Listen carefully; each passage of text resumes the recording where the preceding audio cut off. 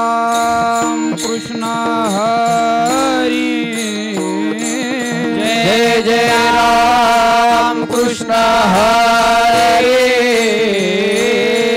जय जय राम कृष्ण हरी जय जय राम कृष्ण हरी जय जय राम कृष्ण हरी जय जय राम कृष्ण हरी जय राम कृष्ण हरी जय जय राम कृष्ण हरी जय जय राम कृष्ण हरी जय जय राम कृष्ण हरी जय जय राम कृष्ण हरी जय जय राम कृष्ण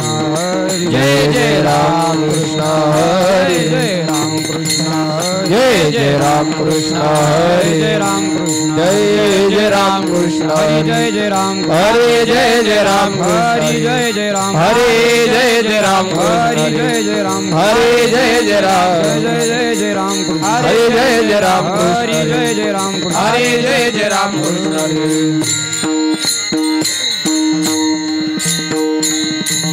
सुंदर ते ध्यान उभे विटेवरी सुंदर ते ध्यान उभे विटेवरी सुंदर ते ध्यान उभे विटेवरी सुंदर ते ध्यान उभे विटेवरी करकटेवरी ठेवोनिया करकटेवरी ठेवोनिया करकटावरी ठेवोनिया सुंदर ते ध्यान उभे विटेवरी सुंदर ते ध्यान उभे विटेवरी सुंदर ते ध्यान उभे विटेवरी सुंदर ते ध्यान उभे विटेवरी करकटावरी ठेवोनिया करकटावरी ठेवोनिया करकटावरी ठेवोनिया सिंहार गळा कासे पितांबर रसिहार गळा कासे पितांबर हार गळा कासे पितांबर रसिहार गळा कासे पितांबर आवडी निरंतर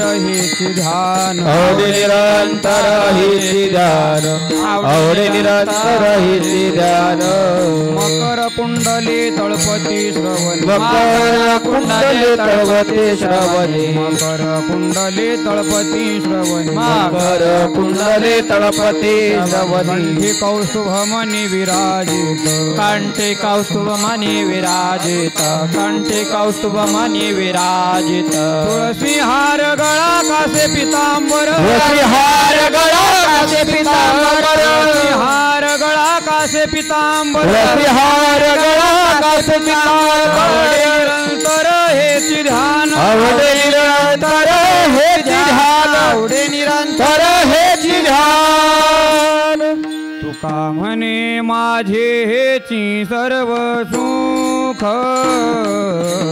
तुका म्हणे माझे हेची सर्व सुख तुका म्हणे माझे हेची सर्व सुख तुका म्हणे माझे हेची सर्व सुख तुका म्हणे माझे हेची सर्व सुख तुका म्हणे माझे हेची सर्व सुख तुका म्हणे माझे हेची सर्व सुख तुका म्हणे माझे हेची सर्व सुख पाहिना श्रीमुख आवडीने पाहिना श्रीमुख आवडीने तुळशी हार गळा कासे पितांबर तुळशी हार गळा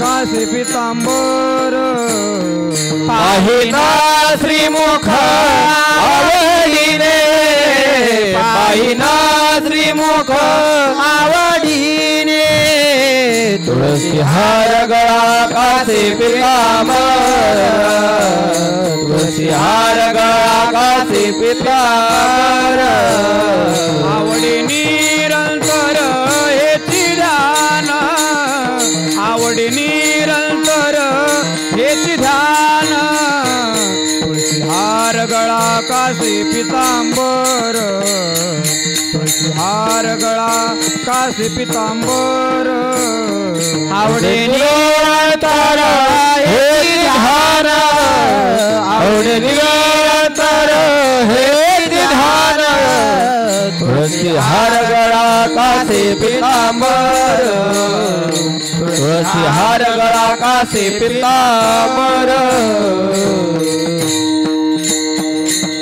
भोबार घुमाई भोबार घुमाई भोबार घुमाई भोबार घुमाई भोबार घुमाई भोबार घुमाई भोबार घुमाई रूप पाहता लोचनी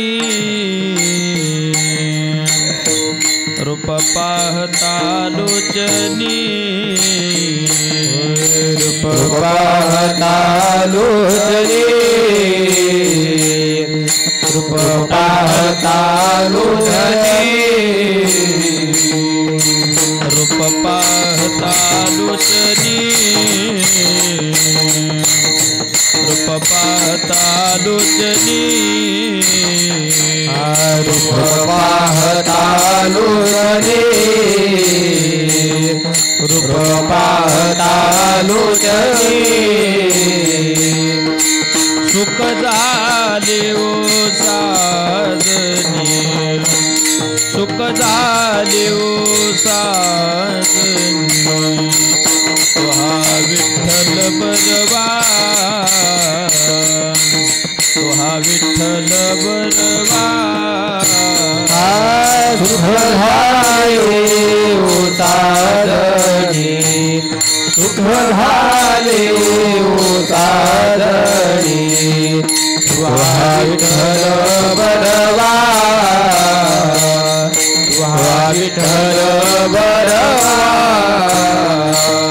तुहा माधव बरवा तुहा माधव बरवा तुहा विठ्ठल बरवा तुहा विठ्ठल बरवा तुहा माधव बरवा तुहा माधव बरवा तुहा विठ्ठल बरवा तुहा विठ्ठल बरवा बहुत सुकृताची जोडी बहुत सुकृताची जोडी बहुत सुकृताची जोडी बहुत सुकृताची जोडी म्हणून विठ्ठले आवडे म्हणून विठ्ठले आवडी तुहा विठ्ठल बरवा तुहा माधव बरवा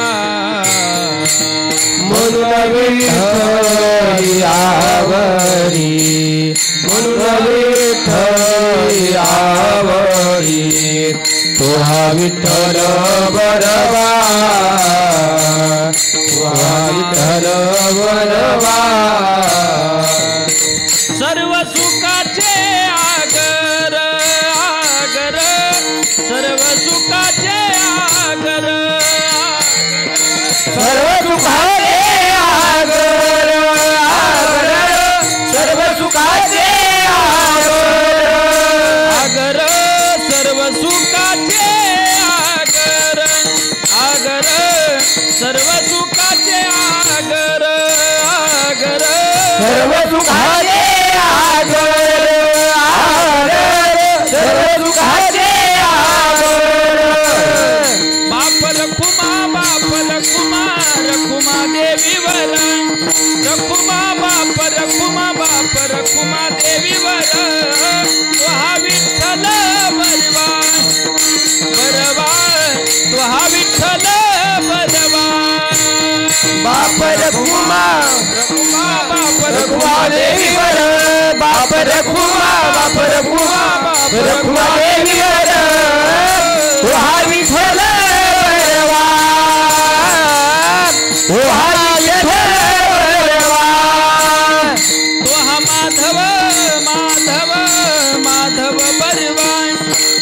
माधव माधव माधव बरवा बरवा तो हा विठ्ठल बरवा बरवा तो हा विठ्ठल बरवा तो हा माधव माधव माधव बरवा तो हा माधव माधव माधव बरवा तो हा विठ्ठल बरवा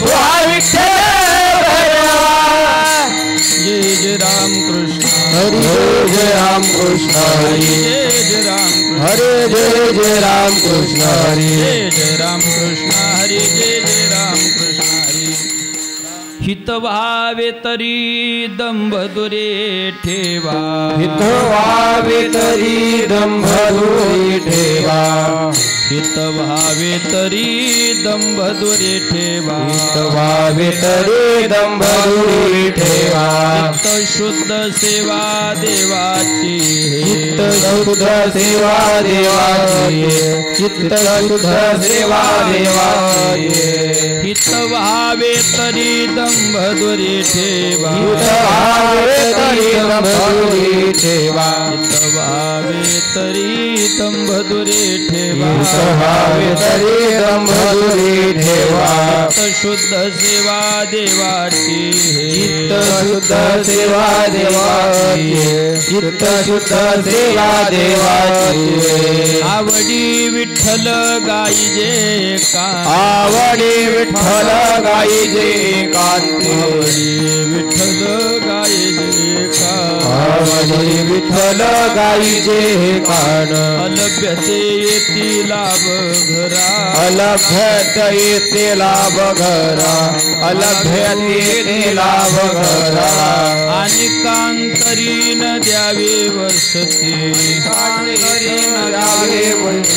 आणि का अंतरी न द्यावे वसती आणि कांतरे न द्यावे वसरे करावी ती शांती वासनेची करावी शांती वासनेची करावी शांती वासनेची आवडी विठ्ठल गायजे आवडी विठ्ठल गाईजे कांती आवडी विठ्ठल गायजे आवडी विठ्ठल गाईजे कांती अलभ्यते येते लाभ घरा अलभ्यते येते लाभ घरा अलभ्यते येते लाभ घरा तुका म्हणे बाण हाचे निर्वाणीचा नाची सर्वांगीचा म्हणे बाण हाचे निर्वाणीचा तुकावरे बाण हाचे निर्वाणीचा घे हे वाचा वेचू नये वाऊगे वाचा वेचोने वाऊगेची वाचा वेचोने तुका म्हणे बाण हाचे निर्वाणीचा तुकावरे बाण हाचे निर्वाणीचा म्हणे बाण हाचे निर्वाणीचा तुकामने बाण हाचे निर्वाणीचा वाऊगे हे वाचा वेचू नये वाऊगेची वाचा वेचोने वाऊगेची वाचा वेचोने आवडी विठ्ठल गाईजे एका आवडी विठ्ठल गाईजे कांती आवडी विठ्ठल गाईजे एका आवडी विठ्ठल गाईजे कांती अलभ्यते येती लाभ अलभ्यते लाभ घरा अलभ्यते लाभ घरा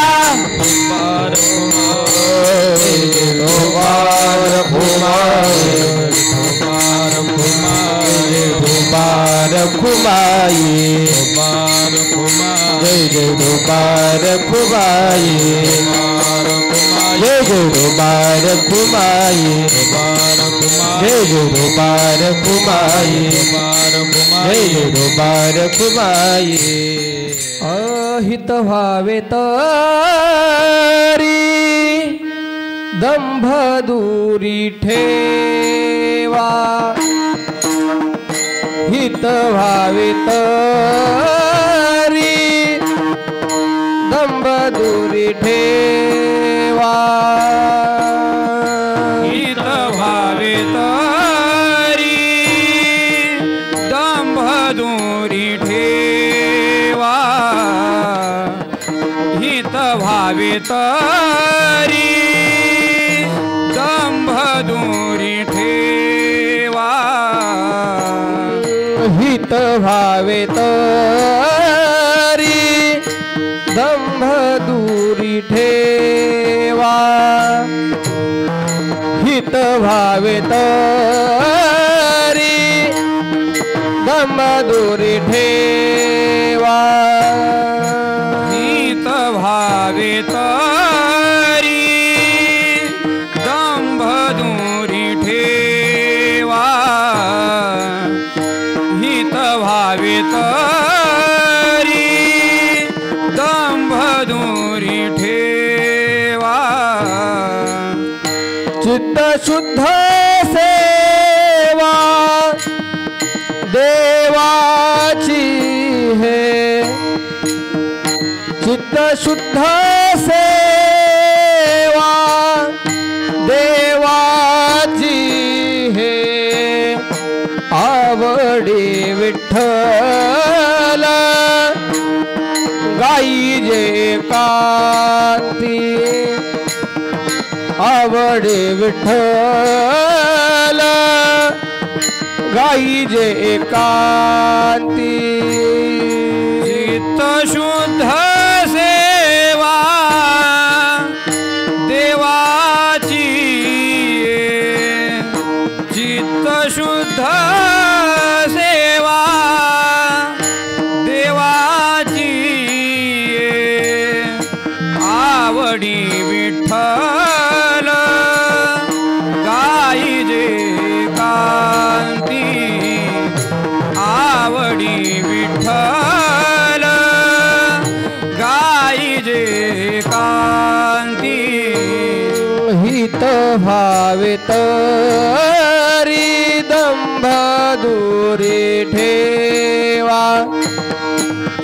हित भावे तरी दंभ दूरी ठेवा हित व्हावे तरी दंभ दूरी ठेवा हित व्हावे तरी दंभ दूरी ठेवा चित्त शुद्ध सेवा देवाची है चित्त शुद्ध सेवा देवाची है आवडी विठ्ठल गाई जे कांती आवडी विठ्ठल गाई जे कांती चित्त शुद्ध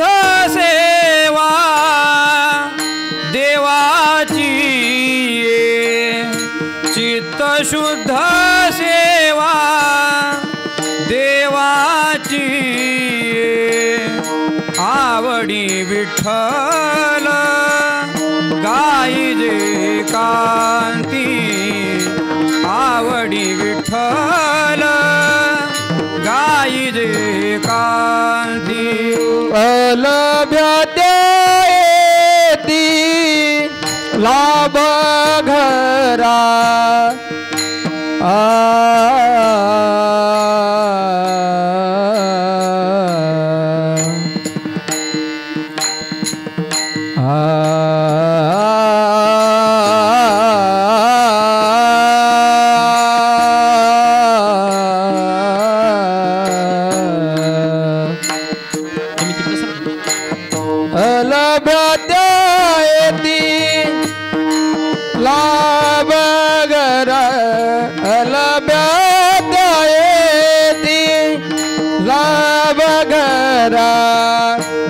आवडी विठ्ठल गाई जे कांती आवडी विठ्ठल गाई जे कांती अलभ्यते ती लाभ घरा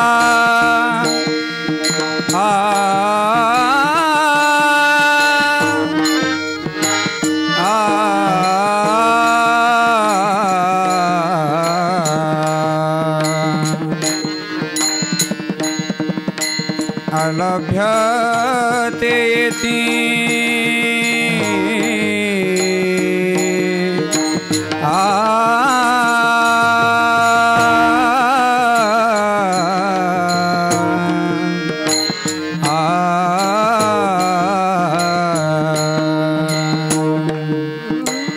अलभ्यते ती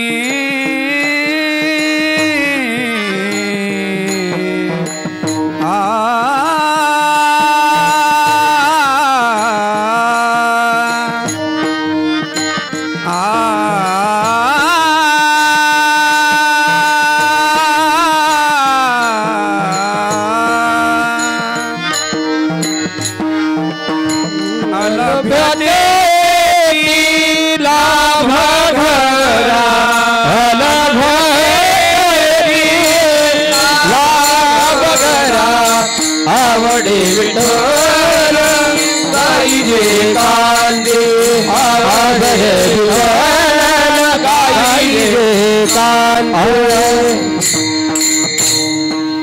चित्त भावे तरी दंभदुरी ठेवा चित्त शुद्ध सेवा देवाची हे आवडी विठ्ठल गाईजे कांती अलभ्यते येते लाभ घरा आणि कांतरान द्यावी वसती. बॉक्सचे ना बेस काढून टाकायचं सगळं, फक्त मोकळा आवाज ठेवायचा. आणि कांतरान द्यावी वसती करावी ती शांती वासनेची आवडी विठ्ठल गाईजे एकांती अलभ्यते येते लाभ घरा. तुका म्हणे बाण हाची निर्वाणीचा तुका म्हणे बाण हाची निर्वाणीचा वावोगी ही वाचा वेचू नये आवडी विठ्ठल गाईजे एकांती अलभ्यते येते लाभ घरा. विठ्ठल विठ्ठल विठ्ठल विठ्ठल विठ्ठल विठ्ठल विठ्ठल विठ्ठल विठ्ठल विठ्ठल विठ्ठल विठ्ठल विठ्ठल विभुम वेणुनादं चरन्तं दुरन्तं स्वयं लीलया गोपवेशं दधानं गवामृन्दकानन्दनं चारुहासं परब्रह्मलिङ्गं भजे पांडुरंगं. पांडुरंगा करू प्रथम नमन पांडुरंगा करू प्रथम नमन पांडुरंगा करू प्रथम नमन पांडुरंगा करू प्रथम नमन पांडुरंगा करू प्रथम नमन पांडुरंगा करू प्रथम नमन पांडुरंगा करू प्रथम नमन पांडुरंगा करू प्रथम नमन.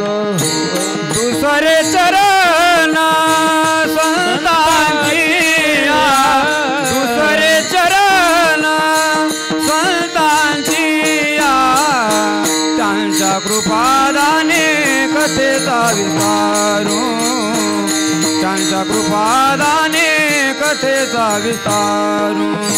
दुसरे चरण संतांची दुसरे चरण संतांची त्यांच्या कृपादाने कथेचा विस्तारू त्यांच्या कृपादाने कथेचा विस्तारू.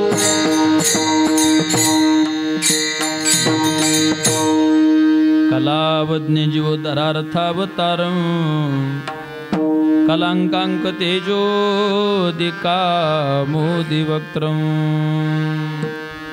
खलानिशवादापनोदार्ह दक्षं समाधिस्थमूर्तिं भजे ज्ञानदेवं.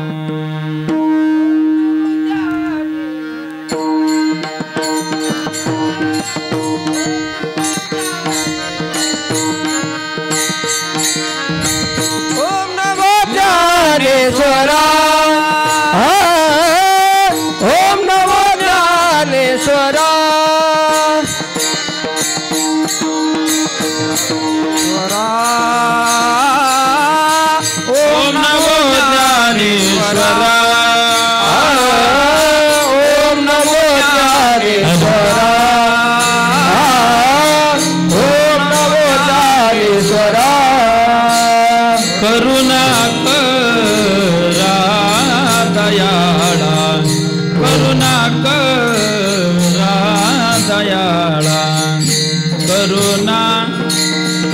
दयाळा तुमचा अनुग्रह लादलो आता असू द्या आता असू लादलो करुणा करा करुणा करा दयाळा करुणा करा दयाळा तुमचा अनुग्रह लादलो लादलो लादलो ओम नमो ज्ञानेश्वरा करुणा करा दयाळा तुमचा अनुग्रह लादलो भावलो झालो चराचरी ओम नमो ज्ञानेश्वरा करुणा करा दयाळा तुमचा अनुग्रह लादलो भावलो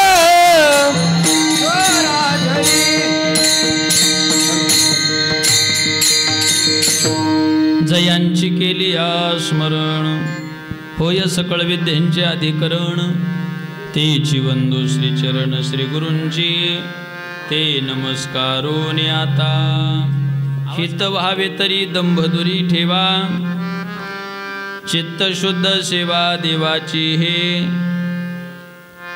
आवडी विठ्ठल गायजे कांती अलभ्यते येते लाभ घरा प्रस्तुत प्राप्त प्रसंगी कीर्तनरूपी सेवेकरता निवडलेला अभंग महान वैष्णव भक्त देवचे सुप्रसिद्ध साधू असू द्या साधू वारकरी संप्रदायाच्या कळसस्थानी विराजमान असणारे जगदवंदनीय जगद्गुरु तुकाराम महाराज यांचा 4 चरणाचा साधा सरळ सोपा असा अभंग असून अभंगाच्या माध्यमातून जगद्गुरु तुकाराम महाराज तुम्हा आम्हा सर्वसामान्य जीवाचं हित व्हावं असं महाराज म्हणतात वाटत असेल तर हिताची काही पथ्य ह्या अभंगात मी सांगतो ती जर पाळली तर मानवी जीवनात तुमचं खरं हित होईल आणि नरदेहाचं सार्थक होईल अशा हिताच्या कारणासह मीमांसा करणारा आजचा अभंग आहे विठ्ठल विठ्ठल विठ्ठल विठ्ठल विठ्ठल विठ्ठल विठ्ठल विठ्ठल विठ्ठल कीर्तनाला सुरुवात करण्या अगोदर थोडासा परिहार द्यायचा तो असा साधू संतांच्या आशीर्वादानं आणि तुम्हा सर्वांच्या सहकार्यानं भगवान परमात्म्याच्या ह्या पवित्र पावन दरबारामध्ये कृष्णाष्टमी गोकुळाष्टमीच्या उत्सवाच्या निमित्तानं चालत असलेला हा नामयज्ञ सप्ताह आणि त्या नामयज्ञ सप्ताहातील आजची मला वाटतं 5व्या दिवसाचं कीर्तनरूपी पुष्प माझ्या वाट्याला त्या ठिकाणी आलेलं आहे. त्यानिमित्तानं उपस्थित असणारी सर्व माझी गुरुबंधू मंडळी, गायनाचार्य मंडळी, मृदंगाचार्य महाराज मंडळी, उपस्थित ग्रामस्थ मंडळी सर्वांना कोटी कोटी धन्यवाद देतो. तसं संस्थेचं ह्या गावाचं तर तसं नातं जवळकीचं आहे, पण विशेषतः ह्या घराण्याचं जास्त जवळकीचं नातं आहे. आणि त्या नात्यातून खरं तर मी संस्थेत आलो बापू 2011ला आणि 12ला इथं सप्त्याला आलो नाही का, अशी परंपरा. 12-13 2च वर्ष सप्ताह नंतर मग हे आमचे असे सप्ते चालू झाले. पण आज प्रकर्षानं खरी आठवण इथं आल्याच्या नंतर येते ती आमच्या गजानन बाबांची. कृष्ण माझी माता, कृष्ण माझा पिता, बहिणी बंधू चुलता, कृष्ण माझा, ह्या तुकोबरायांच्या उक्तीप्रमाणे खरं तर त्यांचं जीवन गेलं. जीवनाला भगवत भक्तीची अगदी ओढ चालू असताना जे योगायोग असा की ते आपल्यामध्ये राहिले नाहीत. आपण मंदिराच्या शेजारी घरं अनेक पाहिली, पण घरच मंदिर करणारा पहिला माणूस मी पाहिला. घरच मंदिर केलं. नामचिंतनाची प्रचंड आवड. ती साधना करत असताना जगाने आपल्याला मानावं, आपल्याला पाहावं, आपला नावलौकिक करावा अशी काही इच्छा नव्हती, काही नव्हती. मी पाहिलंय बऱ्याच वेळेला. ज्ञानोबारांच्या भाषेत चातुर्य लपवी, महत्व हरवी, पिसे पण मिरवी आवडोनी, वाचस्पतीचे निपाडे, सर्वज्ञता जरी जोडे, तरी वेडीवे माझे दडे, महिमे भेने. ह्या उक्तीनं खरं तर त्यांचं जीवन गेलं. आता त्यांची, माझ्या वडिलांची मिराशेगा देवा तुझी चरण सेवा पांडुरंगा, ह्या ज्ञायानं त्यांची सगळी मंडळी, आमचे नितीन भाऊ असतील, त्यांची सर्व मंडळी असतील, सर्वजण ती अगदी उत्तम रीतीनं, मी तर म्हणतो आहे त्याच्यापेक्षा अजून ताकदीनं सुंदररित्या. त्यावेळेला तर 3-3.5 दिवसाचा कार्यक्रम असायचा. आता 7 दिवसाचा कार्यक्रम झाला. तुम्ही सगळी मंडळी सहकार्य करताय. आता जास्त काही प्रत्येकाचा नामोल्लेख करत बसत नाही, आपली वेळ झाला आहे. अभंगाचा भावार्थ आपल्याला सर्वांना पाहिजे आहे. सर्वांच्या चरणारविंदावरती दंडवत नतमस्तक करतो आणि अभंगाच्या भावार्थाकडे वळतो. विठ्ठल विठ्ठल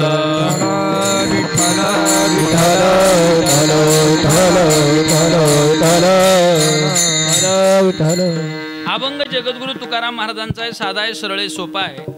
आजच्या अभंगातून जगद्गुरु तुकोबार आहे तुम्हा आम्हा सर्वसामान्य जीवाला हिताची काही पथ्य सांगतात. आपण जर ह्या संपूर्ण मृत्यूलोकाचं अवलोकन केलं तर आपल्याला एक गोष्ट प्रामुख्यानं लक्षात येते. सगळ्यात लहान जीव आहे मुंगीन, सगळ्यात मोठा जीव आहे ब्रह्मदेव. मुंगीपासून तर ब्रह्मदेवापर्यंत प्रत्येक जीवाचं जर आपण अवलोकन करायला गेलो तर काहींच्या काही इच्छा आहेत, काहींच्या काही इच्छा नाहीत, पण एक इच्छा सर्वांची सारखी आहे. सर्वांना एक सारखीच गोष्ट वाटते. कोणती? प्रत्येक माणसाला वाटतं आपलं हित झालं पाहिजे, हित झालं पाहिजे. एखाद्याला जर मी बसल्या बसल्या विचारलं तुम्हाला पैसे पाहिजे का, एखादा म्हणाल पाहिजे, एखादा म्हणाल नको. एखाद्याला विचारलं बंगला पाहिजे का, एखादा म्हणाल पाहिजे, तर एखादा विरक्त असला तर म्हणेल नको. एखाद्याला विचारलं पद पाहिजे का, तर एखादा म्हणाल पाहिजे, एखादा म्हणाल नको. एखाद्याला विचारलं पाकिट पाहिजे का, तर एखादा म्हणाल पाहिजे, एखादा म्हणाल नको. पण जर मी इथं बसलेल्यापैकी कोणालाही विचारलं तुमचं हित व्हावं असं तुम्हाला वाटतं का नाही, तर नाही म्हणणारा माणूस सापडायचा. शहाण्याला वाटतं माझं हित व्हावं, येड्यालाही वाटतं माझं हित व्हावं, स्त्रीला वाटतं माझं हित व्हावं, पुरुषालाही वाटतं माझं हित व्हावं, ज्ञानाला वाटतं माझं हित व्हावं, अज्ञानालाही वाटतं माझं हितच व्हावं, लहान्याला वाटतं माझं हित व्हावं, मोठ्यालाही वाटतं माझं हितच व्हावं. सगळ्यांना वाटतं माझं हित व्हावं. का हित व्हावं असं वाटतं? कारण हिताच्या दृष्टीनं जो आपला कौल आहे तो नेहमी चालू असतो. विठ्ठल विठ्ठल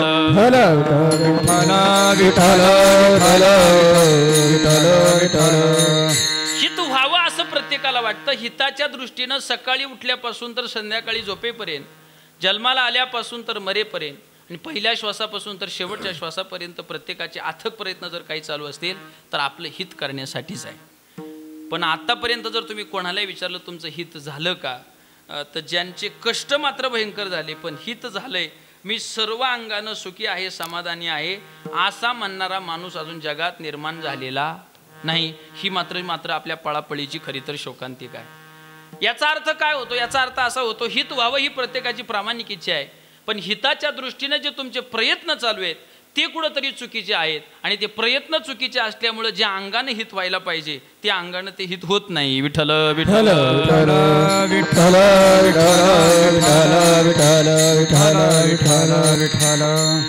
माणसाला मुक्कामाला जर पोचायचं असेल तर नुसती प्रवासाला गती असून चालत नाही, त्या गतीला योग्य दिशा असणं गरजेचं आहे. गुरुजी सांगत असतात बघा, आपल्याला एखाद्या मुक्कामाला पोचायचं, माणसं पळतात पळतात पळतात, सूर्य मावळला तरी अजून मुक्काम आलं नाही का? गती चालू आहे, पण गतीला जी योग्य दिशा मिळायला पाहिजे होती ती दिशा मिळत नाही. सांगतो तुम्हाला, एखादा जर गोठ्यातला बैल आहे त्याला जर आपण चरोलीत मोकळा सोडला 1 तासभर आणि तो जर सरळ रस्त्यानं चालला तर तो तासाभरात किती लांब जाईल? 1 आळंदीपर्यंत जाईल, साधारणपणे आळंदीत जाईल. ट्रॅफिकचा वगैरे अंदाज धरता धरता तो आळंदीपर्यंत जायला पाहिजे. ऐका, एक रिकामा बैल चरोलीमध्ये जर आपण स्मशानभूमीपेक्षा तिथं जवळ सोडला तर तो तासाभरात चालत चालत आळंदीत जातो. त्याची ती गती आहे तासाभर चालण्याची, आळंदीत पोहोचण्याची. दुसरा एक त्याचा मित्र बैल आहे, त्याला घाण्याला जुंपलेला आहे. घाणा कळतो ना, घाण्याला जुंपला आहे आणि त्याला सुद्धा 1 तासभर फिरवा आणि त्याचे डोळे उघडा. डोळे उघडल्याच्या नंतर मोकळा बैल सुद्धा तासभर चाललाय आणि घाण्याचा बैल सुद्धा तासभर चाललाय. दोघांची गती चालण्याची सारखीच आहे, पण दोघांची मिळकत मात्र सारखी नाही. कारण मोकळ्या चालणाऱ्या बैलाला योग्य दिशा आहे आणि घाण्याच्या बैलाला दिशा नाही. विठ्ठल विठ्ठल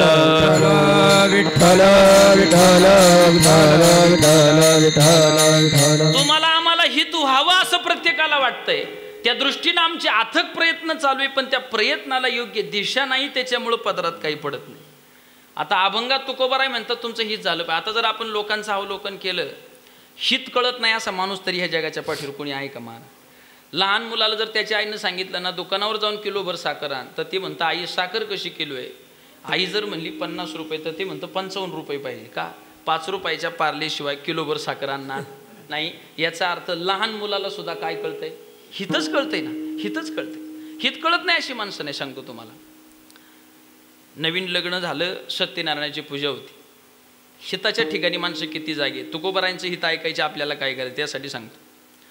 आणि मग सत्यनारायणाच्या पूजेला 100 वारकरी जेवायला बोलवले. 100 वारकरी जेवायला बोलवल्याच्या नंतर 100 वारकरी जेवायला आले. 50 वारकरी ह्या बाजूला बसले आणि 50 वारकरी ह्या बाजूला बसले. बारकाईने ऐकलं तर तुमच्या दृष्टांत लक्षात येईल. आता ती नवीन झालेली बापूजी मुलगी होती ना, ती आली तूप वाढायला. ती नवीन असल्यामुळे तिला काही माहीत नव्हतं. नवीनच घरी आली होती. तूप किती वाढायचं काय माहिती नाही. तिनं तुपाची बरणी आणली, काय डबा होता तो आणला आणि तिनं पहिल्या वारकऱ्यापासून तूप वाढायला सुरुवात केली. बारकाईने ऐका. तुपासाठी जो चमचा होता ना तो कोणता होता? आपला रेग्युलर चमचा असतो ना तो होता. मिसळ वगैरे पोहे वगैरे आपण खातो त्यातला चमचा.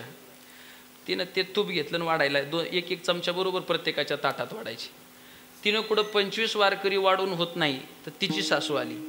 हित कसं करतात माणसं बघा. तिची सासू आली, तिनं पाहिलं नवीन सुनबाई काय करते तर तो तूप वाढते. तिनं विचारलं सुनबाई काय चाललंय? ती म्हणली आत्याबाई काय नाही, तूप वाढते ना. अगं एवढी उधळपट्टी कुठं असती का? हे म्हणली तूप जर आपण वाढलं तर खरंच आपला संसार प्रपंच चालेल का?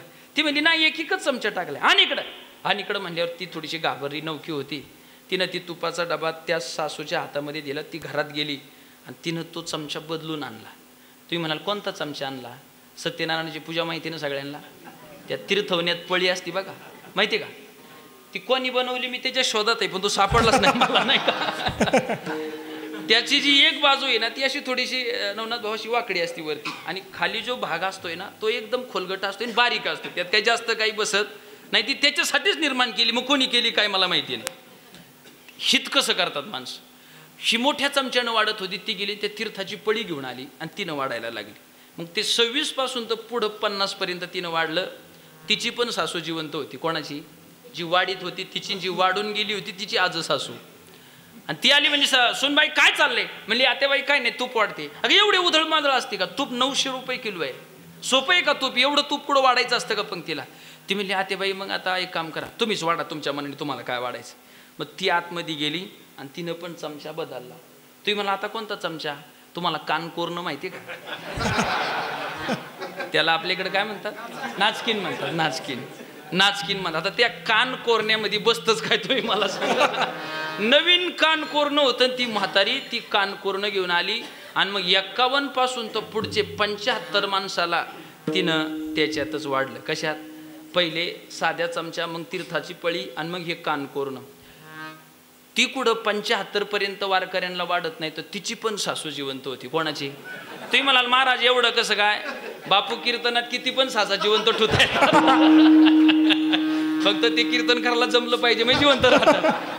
तिची पण सासू, पण ती थोडी थकली होती. डोक्यावर पदर, जुन्या काळातले संस्कार होते, डोक्यावर पदर, कपाळभर कुंकू होतं. अशी वाकत वाकत म्हातारी टेकत आली. असा चांगला जाड चष्मा कपाळाला तिनं लावला होता असा डोळ्याला.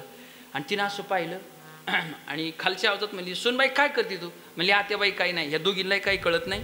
एवढा डबा तर आतापर्यंत संपलाच असता पण मी असल्यामुळं तो वाचलाय. ती म्हणली तू काय करते? कान कोरण्याने तूप वाढते. म्हणली एवढं कुठं तूप वाढायचं असतं का?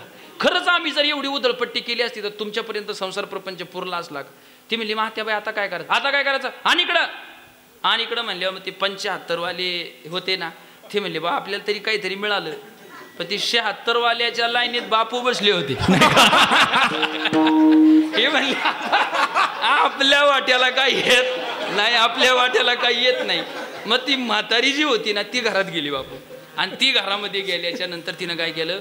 चुलीला आर होता ना, ती गौरी पेटत घातली होती. ती गौरी पेटली, ती बाहेर काढली. कान कोरण्याने 2-4 थेंब त्या तुपाचे त्याच्यावर टाकले.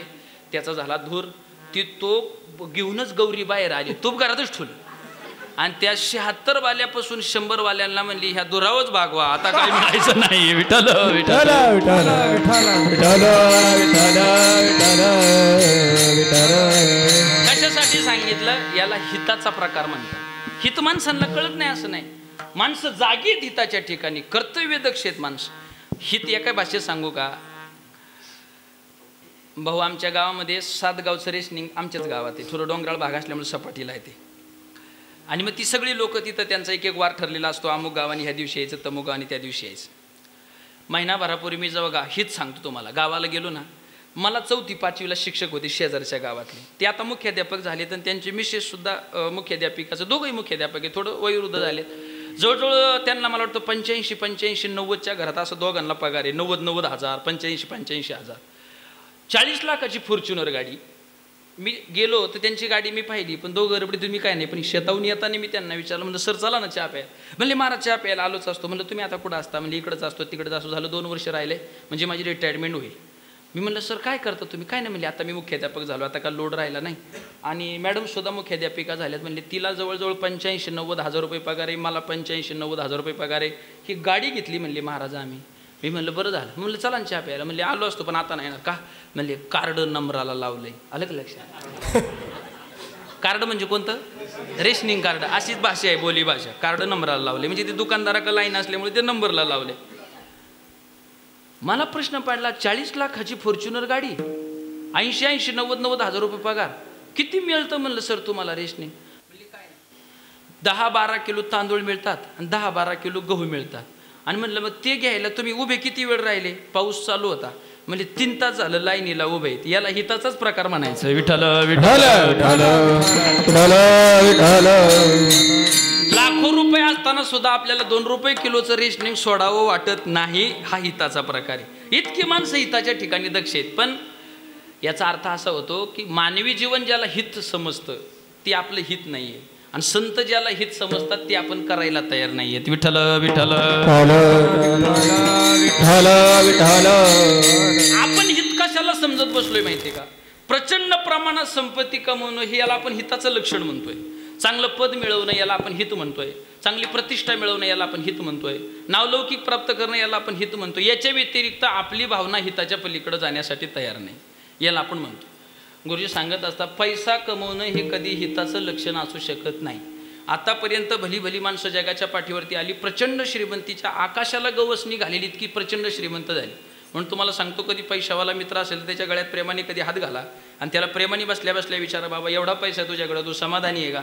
तो हो म्हणला तर म्हणतच नाही महाराज.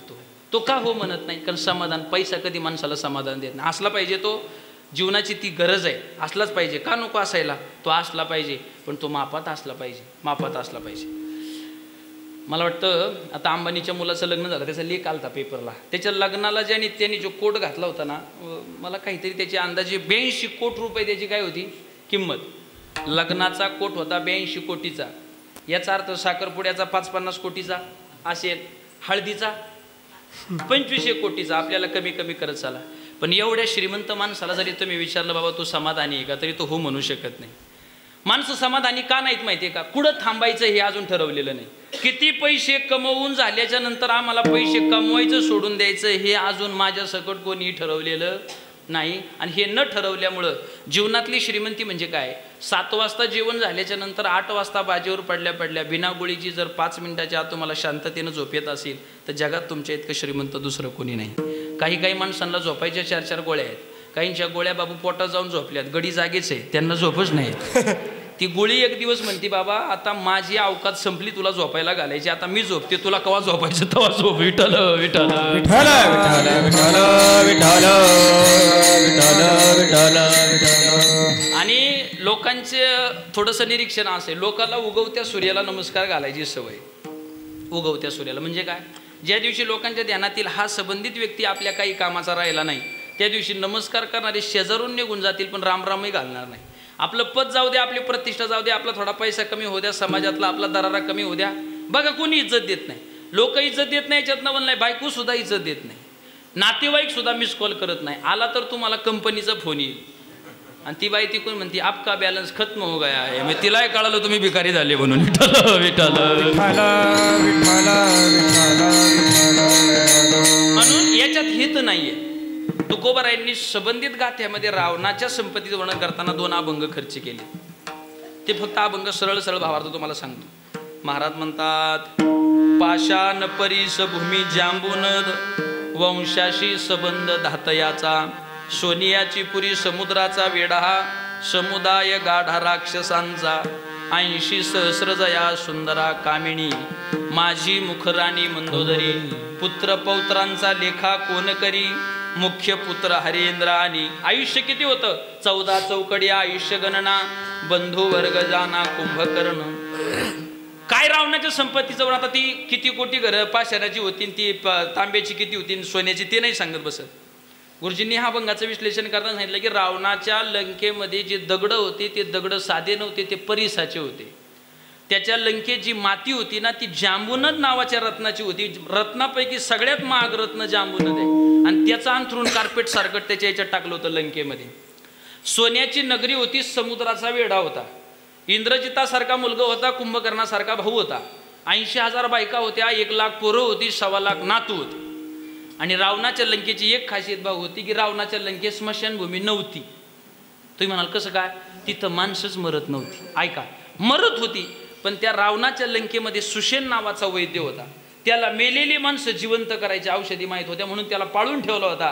पण त्याची अडचण एक होती, जो माणूस मरण त्यांनी रावणाच्या कार्यालयाशी संपर्क साधायचा आणि मग तो तिथून जर रावणाने चिठ्ठी दिली तर त्या माणसांनी त्याला उचलून तिकडं न्यायचा. तो लगेच औषधोपचार करायचा, जातानी खांद्यावर जायचा आणि येतानी पाय पाय यायचा. काय क्वालिटी असेल महाराज नाही का? असा एखादा वैद्य लागत होता म्हणजे मोदीने त्याला गुजरातला नेला असता. विठ्ठल विठ्ठल विठ्ठल विठ्ठल विठ्ठल. काय प्रचंड प्रगल्भता होती तुम्ही सांगा ना. 7 कोटी घरं पायापासून कळसापर्यंत ज्याची सोन्याची होती. पण महाराज म्हणजे संपत्ती धन्य मानणारा रावण अंतकाळाच्या वेळेला मृत्यूच्या शय्येवरती पडला. महाराजांना सांगावं लागलं, सांगा ते कवडी गेली नाही, सांगा ते कवडी गेली नाही, सांगा ते कवडी गेली नाही, सांगा ते कवडी गेली नाही. तुका म्हणे ज्याचे देव बांधवडी, सांगा ते कवडी गेली नाही, सांगा ते कवडी गेली नाही, सांगा ते कवडी गेली नाही. तुका म्हणे ज्याचे देव बांधवडी, सांगा ते कवडी गेली नाही, कवडी गेली नाही, सांगा ते कवडी गेली नाही, कवडी गेली नाही. हे गीताचं लक्षण होऊ शकत. अडचणीच्या काळात देशाची अर्थव्यवस्था ज्या माणसांनी सांभाळली त्यांचं नाव आहे डॉक्टर मनमोहन सिंग. यांच्या अगोदर त्यांनाच रेग्युलर 10 वर्ष पंतप्रधानपद सांभाळण्याचं सौभाग्य मिळालं होतं. अर्थतज्ञ माणूस आहे, फार हुशार, फार तज्ञ आहे. आज ते व्यक्तिमत्व आजारी आहे. स्मृतिभ्रंश नावाचा आजार आहे, म्हणजे काही आठवत नाही. अटल बिहारींसारखी परिस्थिती झाली. तुम्ही सांगा 10 वर्ष ज्यांनी देशाचं पंतप्रधानपद सांभाळलं, बसलेल्यापैकी कोणत्याही जाणत्या माणसाने मला हातवर करून सांगावं, महाराज मला रोज डॉक्टर मनमोहन सिंगांची रोज आठवण येते न चुकता. येते का बापू? येते का कधी डॉक्टर मनमोहन? म्हणा मोदीची जी येत नाही तर त्याची का व्हायची नाही का?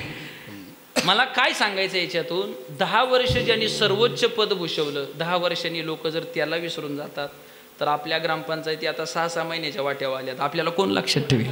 कोणी लक्षात ठेवणं शक्य नाही. का? इतक्या मोठ्या माणसाला विसरून जातात, आपल्याला विसरणं शक्य नाही. म्हणून जगाच्या पाठीवर तुम्ही आम्ही आल्याच्या नंतर आमच्याजवळ पद, प्रतिष्ठा, ऐश्वर, संपन्नता, नावलौकिक, बँक बॅलन्स असो नाही तर नसो, फक्त गावात आमचं वागणं, आमचा आचार इतका स्वच्छ आणि सुंदर असला पाहिजे. आम्ही घरातून जर कधी सावता महाराजांच्या मंदिराकडे निघालो तर गावातल्या 4 माणसांनी रस्त्यावर येऊन आदराने आम्हाला रामराम घातला पाहिजे. ही आमच्या जीवनाची खरी श्रीमंती महाराज, ही श्रीमंती. बाप मेल्यावर मुलाच्या वर्ष श्राद्ध ध्यानात राहत नाही. 727 वर्षानंतर ज्ञानोबारांचा समाधी सोहळा लोकांच्या ध्यानात राहतो. हे जगणं आहे कीर्तीचं. 350 वर्षानंतर छत्रपती शिवाजी महाराज लोकांच्या ध्यानात राहतात. हे कीर्तीचं जगणं आहे. 350 वर्षानंतर तुकोबारायांच्या बीजेला बिना इंस्टाग्राम, ट्विटर, फेसबुक, व्हॉट्सअपच्या बिना आमंत्रणाचे लोक नांदरुकीच्या झाडाखाली 350 वर्षानंतर 375 वर्षानंतर तुकोबारायांना अनुभवायला येतात. हे कीर्तीचं जगणं आहे. विठ्ठल विठ्ठल विठ्ठल विठ्ठल विठ्ठल विठ्ठल विठ्ठल विठ्ठल. कशाला हित समजतो आम्ही? तुकोबाराय म्हणतात हे हित नाही. मृग जळवत जाईल रया, थांबणार नाही, मिळणार नाही. तुकोबारायांना विचारलं, महाराज पैसा, प्रॉपर्टी, ऐश्वर, धनसंपन्नता, मुलं बाळ, संसार, प्रपंच हे जर हिताचं लक्षण नाही तर तुम्हीच सांगा आम्हाला हित म्हणजे नेमकं तरी काय? महाराज म्हणतात, बाबांनो मी संसार करून पाहिला, प्रपंच करून पाहिला, सगळं करून पाहिलं, माझ्या सगळ्यांचा अनुभव सांगतो हे हित नाही. मग मानवी जीवनाचं हित काय? महाराज म्हणतात हित ते करावे देवाचे चिंतन, हित ते करावे देवाचे चिंतन, ते करावे देवाचे चिंतन, हित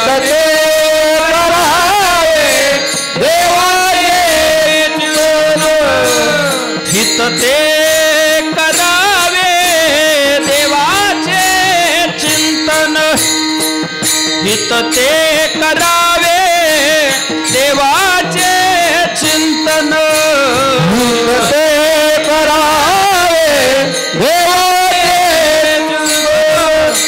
हित ते करावे देवाचे चिंतन, हे करोनी मन एक विध, एक विध करोनी मन एक विध, मन एक विध, सकळांच्या पाया माझे दंडवत, सकळांच्या पाया माझे दंडवत, सकळांच्या पाया माझे दंडवत, सकळांच्या पाया माझे दंडवत, हित ते करावे देवाचे चिंतन, करोनिया मन एक विध,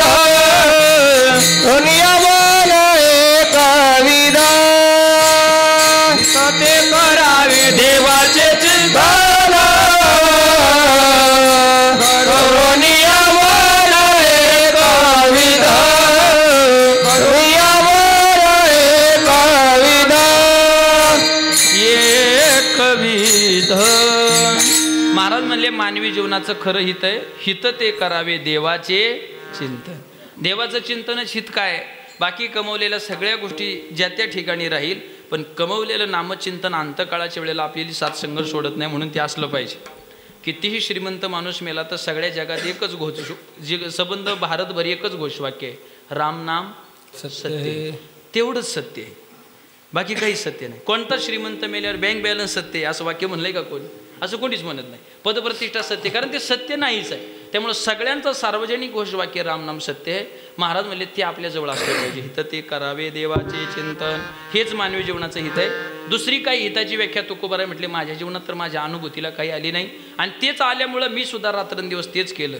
दिन रजनी हाचे धंदा गोविंदाचे पवाडे, रात्र न कळे दिवस न कळे अंगी खेळे दैवत, गोविंदासनी गोविंद शयनी, गोविंदासनी गोविंद शयनी, गोविंद त्या मनी बैसलाशे.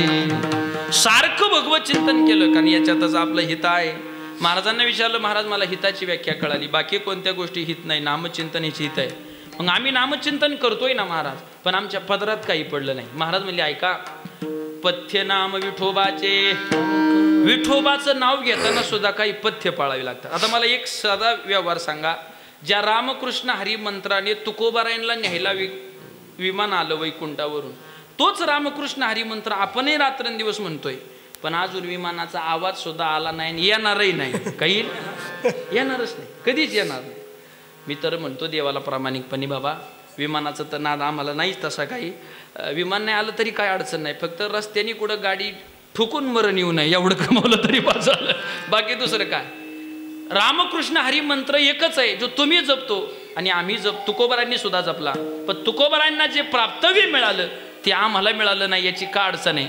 तुकोबारायांनी नामचिंतन करत असताना पथ्य पाळून नामचिंतन केलं, आणि आम्ही बिना पथ्याचं नामचिंतन करतोय, आणि बिना पथ्याचं औषध माणसाला लागू होत नाही, पथ्य पाळायला लागतं. एक जण म्हणला, महाराज मला शुगरची गोळी चालू आहे, आणि हॉटेलमध्ये गेल्यावर 2-2 किलो श्रीखंड खातो, गोळी काय करील.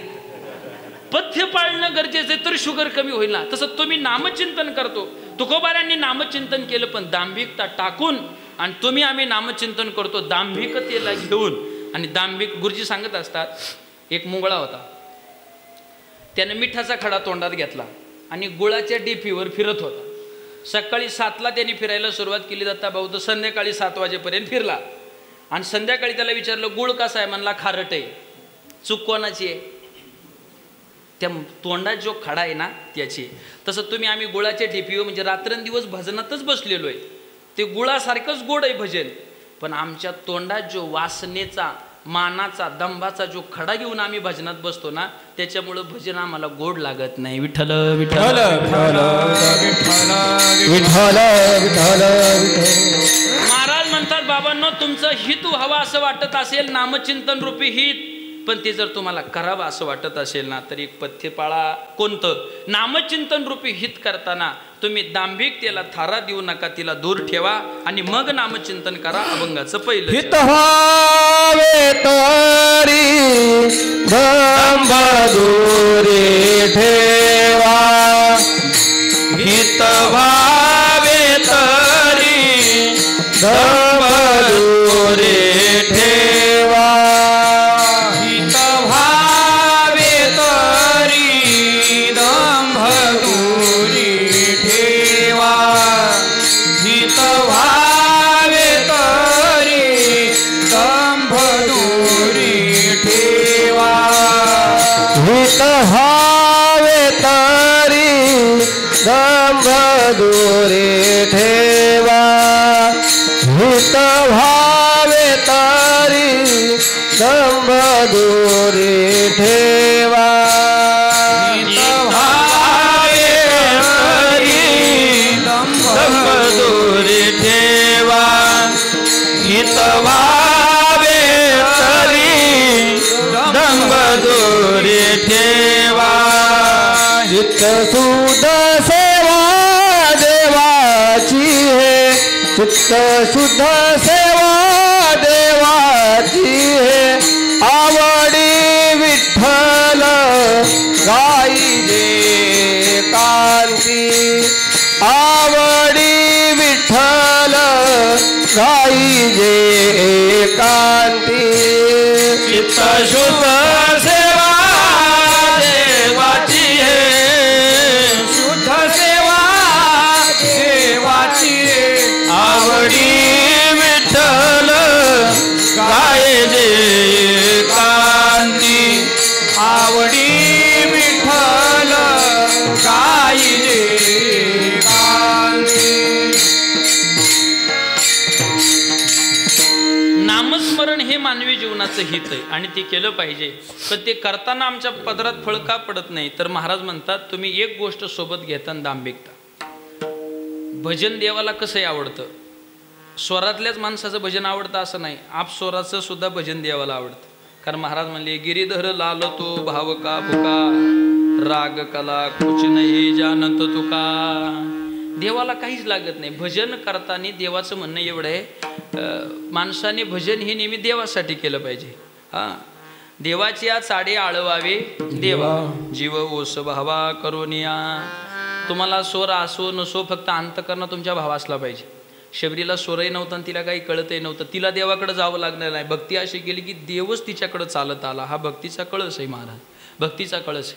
मग काय केलं पाहिजे माणसांनी? दंभ दूरी ठेवा.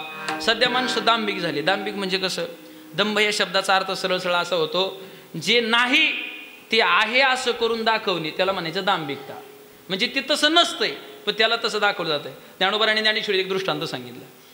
असं आपण शेतकरी मंडळी, म्हशीला ज्या वेळेला व्याल्याच्या नंतर पारडू होतं आणि ते जर मेलं तर काही म्हैस दूध देत नाही. शेतकरी काय करतो माहिती आहे का? काय करतो? ते पारडू, त्याला आपण काय म्हणतो? बोत म्हणतो नाही का? त्याच्यावरचं कातडं काढायचं आणि त्याच्यामध्ये भुसा भरायचा. आणि भुसा भरला की त्याला ते तसंच सेम टू सेम करायचं आणि ते उचलायचं आणि म्हशीच्या जवळ न्यायचं. आता ते म्हशीची जात म्हणजे मुळात हाफ मेटच राहते महाराज, त्याला काय तेवढं ज्ञान नसतं. ती जर तुम्ही चरोलीच्या हायवेला जर नेली ना तर ती मधली पांढरी पट्टी आहे ना तीच धरते महाराज. तिचं म्हणणं सार्वजनिक बांधकाम विभागानं सदर पट्टी माझ्यासाठीच केलेली आहे. जरी एकनाथराव शिंदेचा ताफा आला तरी ती म्हणते येणे याची पण ते चालू जाता न पडे गुंता गोठे काय. ती काय तिच्या मार्गावरची हालत नाही. मग तिला ते काही कळत नाही आणि त्याला मात्र ती पाहणं सोडल्याशिवाय राहत नाही. म्हणजे जे नाही ते आहे असं दाखवणं याला दांभिकता म्हणतात. विठ्ठल विठ्ठल विठ्ठल विठ्ठल विठ्ठल विठ्ठल विठ्ठल विठ्ठल विठ्ठल. तुकोबरांनी गाथ्यात 2 दांभिक माणसं सांगितली. एक दांभिक वक्ता सांगितला आणि दांभिक श्रोता सांगितला. तुम्हाला पहिलं काय ऐकायचं, वक्ता का श्रोता? वक्ता. बरं वक्ता सांगतो आधी. महाराज म्हणले वक्ता सुद्धा दांभिक निघाला. काय करतो तो? महाराज म्हणतात कीर्तनाच्या वेळी कीर्तनात असा एखादा विषय सांगतो की तो स्वतः रडतो. आणि एकदा लोक सध्या भावनिक आहेत महाराज, प्रचंड भावनिक आहे. फक्त तुम्हाला त्यांना भावनिक करता आलं पाहिजे. ही कला ज्याच्याजवळ आहे ना महाराज, तो कधीच उपाशी मारणार नाही बरं का, कधीच उपाशी मारत नाही. तुम्हाला समाजाला असं त्यांच्या हृदयाला स्पर्श करता आला पाहिजे. तुकोबाराय म्हणले दांभिक वक्ता काय करतो, कीर्तनाच्या वेळेला रडतो, बळच रडतो. कधी कधी ते रुमाला असतो, रुमालाला ते बापू त्यांनी झेंडूबाम लावलेला असतो. आता आपल्याच धंद्यातलं एवढं आतलं सांगू नाही बरं का लोकांना. आणि मग कधी कधी ते यांनी सुद्धा माणसं डोळ्याला पाणी येतं. तुकोबाराय म्हणतात अंतकरणात भाव नसतो, पण कीर्तनाच्या वेळी रडे. रडून भागलं नाही, पडे. रडतो सुद्धा, पडतो सुद्धा. आणि तेवढं करून जर लोकांना नाहीच भावनिक झालं तर लोळे. कीर्तनाच्या वेळी रडे, पडे, लोळे. प्रेमाविन डोळे गळताते, प्रेमाविन डोळे गळताते, प्रेमाविन डोळे गळताते. कीर्तनाच्या वेळी रडे पडे लोळे, कीर्तनाच्या वेळी रडे पडे लोळे, कीर्तनाच्या वेळी रडे पडे लोळे, कीर्तनाच्या वेळी रडे पडे लोळे. प्रेमाविन डोळे गळताती, प्रेमाविन डोळे गळताती, प्रेमाविन डोळे गळताती.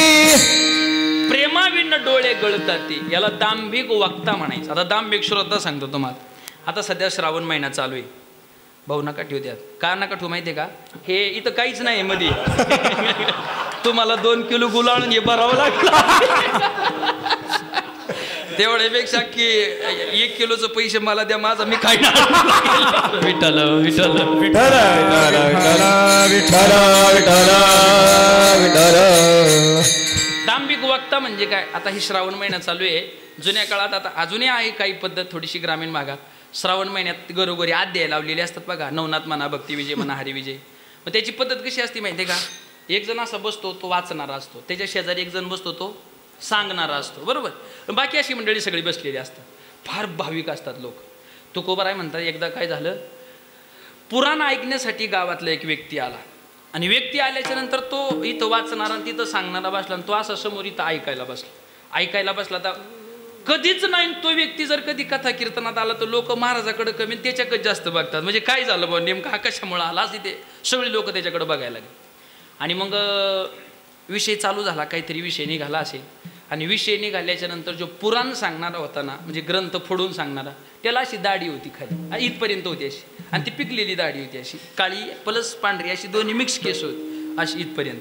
मग ते पुराण सांगताना ती दाढी काय व्हायची, हलायची. आता अजून यांनी पुराणाची एकही ओवी ऐकली नव्हती. त्यांनी त्या दाढीवाल्याकडं पाहिलं आणि त्याच्या डोळ्यात टपटापा पाणी आलं मानात. सगळे लोक म्हणजे काय झालं, याचं काय झालं, याला नेमकं काय झालं, हा का रडायला लागला. पुराणिकाला वाटलं आपण जे सांगतो हे त्याला पटलं असावं, 100% पटलं असावं असं त्याला वाटलं. मग त्यांनी काय केलं माहिती आहे का, यांच्याकडे बघायचं दिलं सोडून त्याच्याशीच कनेक्ट झाला नेमकं आणि त्यालाच सांगायला सुरुवात केली.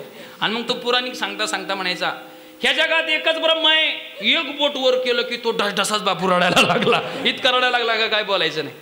पुराणिकाला वाटलं वा, एवढ्या दिवसात मी सांगताना कोणी रडलं नाही, पण 2-2 झोपा काढल्या मात्र पण रडलं कोणी नाही. याला माझं पटतंय बोलणं. त्यांनी सांगितलं या जगात एकच ब्रह्म आहे. एक बोट वर केलं का मग रडायच लागला. नुसतं म्हणला एक ब्रह्म नाही, ब्रह्म आहे प्लस माया आहे, अशी 2 बोटं केल्यावर मग तर शेजारच्या गळ्यात पडून रडलं. शेजारच्या गळ्यात इतकं ती भावनिक झालं. त्याला वाटलं झालं काय. मग तिच्यानी अशी 4 बोटं वर केली. 4 वेद आहेत असं म्हटल्यानंतर त्यांनी सांगितलं ऋग्वेद, यजुर्वेद, सामवेद, अथर्ववेद असे 4 बोटं केल्याच्या नंतर मग तर ते खालीच पडून रडायला लागलं. ते ग्रंथ वाचणारा म्हणला हे मरायच्या अगोदर ग्रंथ बंद केलेला बरा, म्हणजे आता हे मरायच. मग त्यांनी तो ग्रंथ बंद केला. चहा पाणी सगळ्यांचा झाला आणि सगळेजण त्याच्याजवळ गेले. बा काय तुला कोणता विषय पटला नेमका या ग्रंथातला, तू काय एवढा भावनिक झाला. काय तुला नेमकं काय ब्रह्म कळालं, माया कळाली, 4 वेद कळाले, 6 शास्त्र कळाली, 18 पुराणं कळाली, कोणता विषय कळाला, तत्वमशी कळालं का महावाक्य काय कळालं काय तुला? तो म्हणला याच्यातलं मला काही ढेकळं कळाली नाहीत मला. अरे म्हणले मग तू रडत का होता? म्हणला काय सांगू, माझ्याकडं ना 10-15 20 शेळ्या आहेत म्हणला, आणि त्या शेळ्यांमधला काल माझा बोकड एका कंटेनर खाली गेलाय म्हणला. आणि म्हणजे ते बोकडाचा आणि या ग्रंथाचा काय संबंध आहे म्हणला, हे जे पुराणिक आहे ना त्याची माझ्या बोकडाची दाढी सारखीच होती म्हणला. म्हणला मला रडायला आलं याचं कारण आल्या आल्या त्याची दाढी पाहिली, मला आठवण झाली. कोणाची? बोकडाची. माझ्या बोकडाची आठवण झाली. आणि मग तो चांगलाच उतरला. कोण? पुराणिक सांगणारा चांगला उतरला. ते म्हणले ते दाढीचं जाऊ दे, मग ते एक बोट केल्यावर तू का रडला? ते म्हणजे तुम्ही एक बोट केलं ना, तेव्हा मी म्हणलं एवढ्या शेळ्यांमध्ये एकच होता, ते मला आठवलं म्हणला. आणि म्हणले मग ते 2 बोटं केल्यावर का रडला? म्हणजे तुम्ही अशी 2 बोटं केली ना, एक ब्रह्म आहे आणि एक माया आहे. मला वाटलं तुम्ही माझ्या बोकडातच सांगता का, त्याला अशी 2 शिंग होती म्हणला, ती आठवली मला. म्हणजे ते 4 बोटं केली तवा का रडला? असे 4 पाय होते म्हणला. ते म्हणला याला ना खनी नारळ आणि याची ओटी भरा, याला जाऊ द्या घराच्या बाहेर. याला म्हणायचं दांभिक श्रोता. विठ्ठल विठ्ठल विठ्ठल विठ्ठल विठ्ठल विठ्ठल विठ्ठल विठ्ठल विठ्ठल. म्हणून कथा कीर्तनात भजनामध्ये ही दांभिकता जी आहे ना, तुकोबाराय म्हणतात भजन ते ओंगळवाने नरका जाणे चुकेना. भजनामध्ये ओंगळपणा असता कामा नये, दांभिकता होऊन तुम्ही भजनात बसता कामा नये. देवाला भजन करताना म्हटलं पाहिजे मितवानात अपराधी कर्महीन मती मंदबुद्धी तुझं मी आठविले नाही कधी वाचे कृपाने दे माये बाबा. महाराज म्हणतात काही न लगे एक भावाची कारण, काही न लगे एक भावाची कारण, काही न लगे एक भावाची कारण, काही न लगे एक भावाची कारण, काही न लगे एक भावाची कारण, काही न लगे एक भावाची कारण, काही न लगे भावाची कारण, काही न लगे भावाची कारण. तुका म्हणे विठोबाची, तुका म्हणे विठोबाची, तुका विठोबाची, तुका बऱ्यार विठोबाची, करिता बरोबरी दुरावची दुरी, करिता बरोबरी दुरावची दुरी, करिता बरोबरी दुरावची दुरी, करिता बरोबरी दुरावची दुरी. दुरावची दुरी. दंभ चालत नाही, दंभ चालत नाही, चालतच नाही. कधी कधी आता आपण हे पंढरपूरच्या वारीला जातो ना, काही काही माणसं प्रामाणिक निष्ठावान वारकरी भजन करणारे आळंदीपासून पायी पंढरपूरपर्यंत, ऊन म्हणत नाहीत, वारा म्हणत नाहीत, पाऊस म्हणत नाही, संध्याकाळी दिंडीमध्ये काय व्यवस्था आहे काय नाही, पाल चांगल्या जागेवर ठोकला आहे का चांगल्या दुसऱ्या, काही म्हणत नाहीत. त्यांचं फक्त प्रेम भजनावर असतं. काही दांभिक माणसं आहेत ना, ती आळंदीपासून तर जवळजवळ निम्मा रस्ता काय पार पंढरपूर येईपर्यंत भजनात नसतात. ती कवा येतात माहिती का? वाखरीच्या रिंगणात, वाखरीच्या रिंगणात. बरं येताना तो अशी खादीचे कपडे घालून येतो ना की जसा पंतप्रधान उतारलाय खाली महाराज. बरं त्याचे नियोजन फार गोड असतं. बरोबर वाखरीच्या रिंगणात येणार दांभिक माणसं सांगतो. वाखरीच्या रिंगणात आला की तो एकाला सोबत घेऊन आलेला असतो. कशाला? शूटिंग काढायला, फोटो काढायला. कारण त्याला तेवढंच करायचं असतं. एक दिवस फेसबुकला अशी मस्त वातावरण करायचं असतं. मग तो येताना त्या मोबाईलवाल्याला सांगतो, बाळा कुठंही असला तरी फोकस कोणावर असला पाहिजे? माझ्यावर. मग एकदा रिंगण चालू झालं का तो तिथं जाणार, तो काय वारकऱ्या कोण टाळ घेतो काय, मध्ये जातो काय, पावले खेळतो काय, घोड्याच्या मागं पडतो काय, माऊलींच्या पालखीला प्रदक्षिणा घालतो काय, घोड्याच्या पायाखालची माती घेतो का काय, असं असं भजन करतो ना. सगळी वारकरी म्हणतात नक्की भजन करणार हा का? मी निक कोण नाही का? इतका असा करतो भारी. मग ते सगळे फोटो एकत्र करतो, त्याची रील वगैरे मस्त बनवतो आणि स्टेटसला ठेवताना खाली टाकतो, कैवल्य साम्राज्य चक्रवर्ती माऊली ज्ञानोबारायांच्या पालखी सोहळ्यात वाखरीच्या रिंगणामध्ये भजनात तल्लीन असताना, तू भजनात तल्लीन होताना आम्ही आळंदीतून काय कंस भाजीत गेलो होतो. याला दांभिकपणा म्हणायचं महाराज. विठ्ठल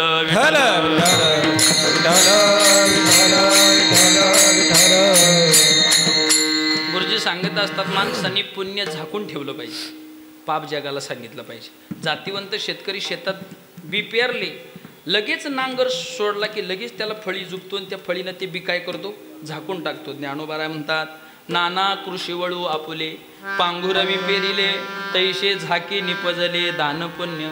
भजन सांगू नये माणसाला, दांभिकपणा असू नये, मोकळ्या मनाने शुद्ध अंतकरणाने आवडीने व्हावे. हरिनाम घेशे तुझी चिंता त्याचे सर्व आहे, हित व्हावे तरी नामचिंतन रूपी हित व्हावा असं वाटत असेल तर दंभ दोरी ठेवा आणि काय करा, चित्त शुद्ध सेवा देवाची. हे चित्त शुद्ध करा, कारण चित्त शुद्ध झाल्याशिवाय माणसाच्या जीवनाला सुद्धा आनंद नाही. काही माणसं बाहेरून अगदी टवटवीत दिसतात, पण त्यांच्या अंतकरणाचा जर आपण ठाव घ्यायला गेलो, अरे अरे अरे अरे, माणसांनी आपलं अंतकरण हे मंदिर केलं पाहिजे. लोकांनी आपलं अंतकरण म्हणजे उकिरडा केलं. उकिरड्यावर अख्ख्या गावाची घाण असते ना, तसे अख्ख्या घाण विचार माणसाच्या अंतकरणात आले की अंतकरण सुद्धा उकिरडा व्हायला वेळ लागत. ज्या मी तुम्हाला सांगू काय, एखादं फाटलेला कपडा जर अंगावर असला ना तर माणसाला त्याची कंटाळा येतो, त्याची लाज वाटते. फाटलेल्या अंगावरच्या फाटलेल्या कपड्याचा माणसाला लाज वाटली नाही तरी चालेल, पण अंतकरणात असणाऱ्या वाईट विचारांची लाज वाटली का माणूस माणूस म्हणून जगायच्या लायकीचा झाला म्हणून समजा. बाहेरून कपडे टकटकीत असून काय उपयोग हो, आंतरी पाहता कोरडाचे, त्याचा उपयोग होत नाही. म्हणून चित्त शुद्ध असलं पाहिजे. किती चित्त शुद्ध असावं सांगू काय तुम्हाला, किती चित्त शुद्ध असावं. स्वामी विवेकानंद अमेरिकेत गेले, त्यांचं वक्तृत्व, त्यांची देहबोली, त्यांचं ज्ञान, त्यांचा प्रभाव, ह्या सगळ्या गोष्टी पाहून अमेरिकेतली एक श्रीमंत स्त्री स्वामी विवेकानंदांच्या समोर आली. म्हणली, महाराज 2 मिनटं मला वेळ द्या. स्वामी बोलले, बोला ना, काय पाहिजे तुम्हाला. म्हणली, माझा एक प्रस्ताव आहे आणि तेवढा तुम्ही स्वीकारावा. ते म्हणले, काय तुझा प्रस्ताव आहे. मला तुमच्याशी लग्न करण्याची इच्छा आहे. मी त्या काळातलं सांगतो, तुम्ही का टेन्शन घेता स्वामी विवेकानंदांना जाऊन बरेच दिवस झाले आता. ते सगळे जणी म्हणतात, अगो बाबू म्हणजे आता असले प्रस्ताव येणं शक्य नाही, कारण स्वामी विवेकानंदच राहिले नाही तर त्याच्यामुळे प्रस्ताव येईल कसा. स्वामी विवेकानंदाजवळ श्रीमंत स्त्री, बरं ती काय अशी नव्हती, हुशार होती, तत्ववेत्ती होती, प्रगल्भ ज्ञान होतं तिला. पण ज्ञान पाहिलं म्हणूनच ज्ञानी माणूस त्यांच्याकडे आकर्षित झाला ना. तिनं प्रस्ताव मांडला, महाराज स्वामीजी मला तुमच्याशी लग्न करण्याची इच्छा आहे. ते सुद्धा स्वामीजीच होते.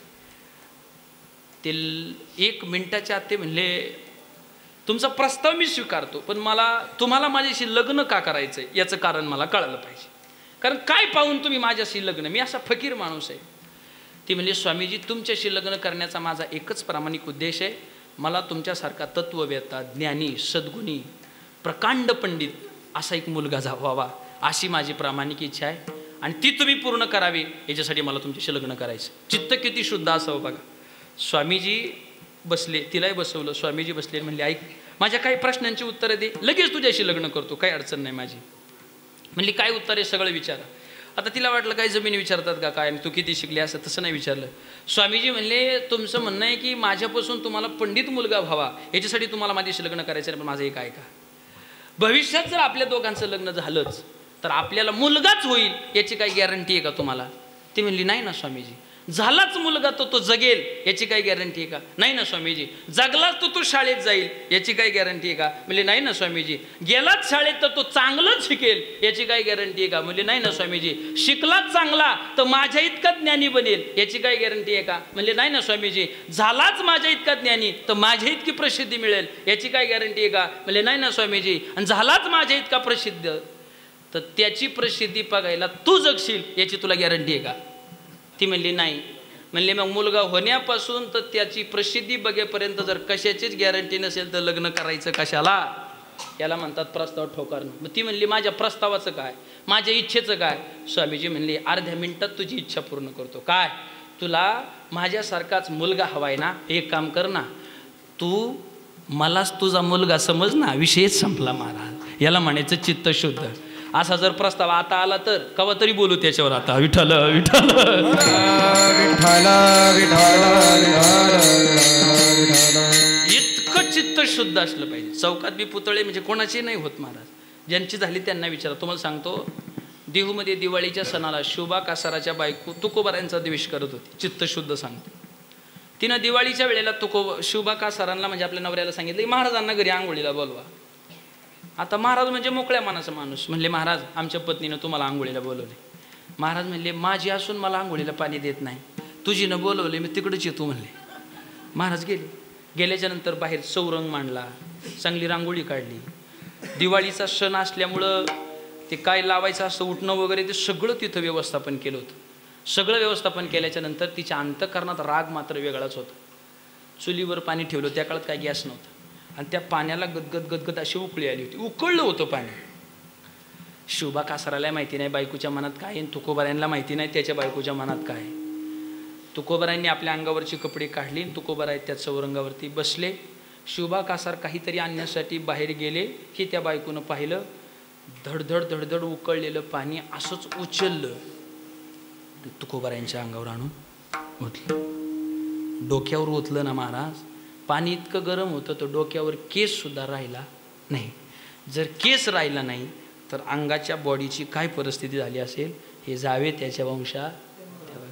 महाराज म्हणता, देवा जळे माझे काया लागला ऊनवा, धावरे केशवा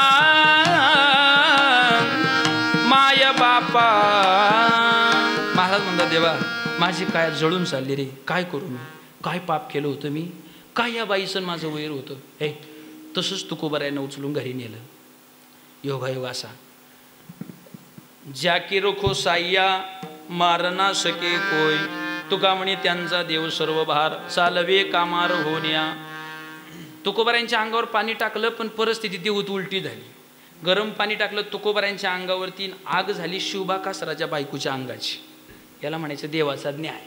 तुकोबाराय घरी झाले, थंड बर्फासारखं शरीर थंड झालं, पण हिच्या शरीराचा अशी आग उठली की बोलायचंच नाही. शोभा कासार म्हणले तुला असंच पाहिजे, पण शेवटी बायको दया आली. मग काय करायचं माहिती आहे, गरम पाणी घ्यायचं आणि बायकोच्या अंगावर डोक्यावर टाकायचं. पण देवाने सुद्धा अशी योजना केली होती बापू की वर जर पाणी गार टाकलं तर पायाक येईपर्यंत गरम होत होतं. मी देवाने तिला गिजरच बनवून ठेवलं होतं, काळजीच करायचं कारण नाही. असा अंगाचा दाह ठेवला होता की गरम पाणी टाकलं तरी अंगावर आल्यानंतर ते काय व्हायचं, गार जर टाकलं तर गरम व्हायचं, इतका अंगाचा दाह झाला. ते म्हणले एकच पर्याय काय, ज्याच्या अंगावर सकाळी पाणी टाकलंय ना त्याच्या पायावरती नाक घासत जा, तो काहीतरी पर्याय सांगेल. किती चित्त शुद्ध असावं.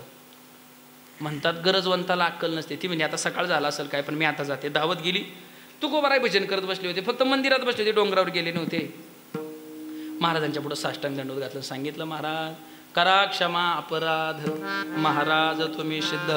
महाराज माझ्याकडून चुकी झाली.